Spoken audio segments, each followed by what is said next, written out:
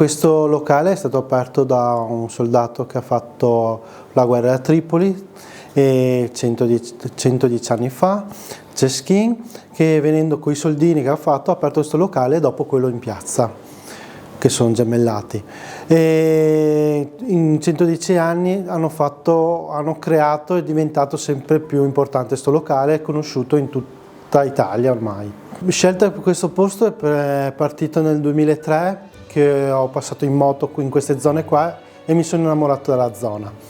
Dopo ho iniziato a fare il responsabile cucina in un locale qua vicino e guardavo questo locale sempre con un occhio di riguardo, perché ha una location storico, è bello. Allora questo locale aveva già una buona cucina, però un po' retro.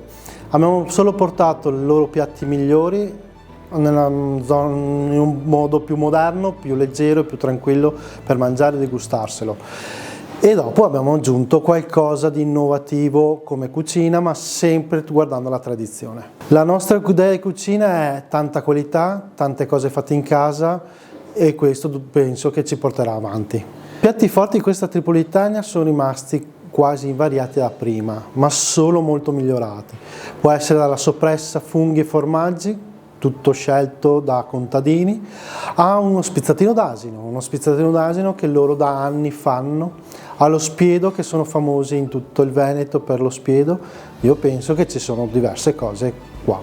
Già nel 2001 ero secondo responsabile di Zero Monfumo, dopo diversi stellati, dopo a un locale qua molto riconosciuto. Il mio lavoro, che è così faticoso, è gratificante quando la clientela ti dice che sei bravo, che fai una cosa fatta bene e che ritorneranno.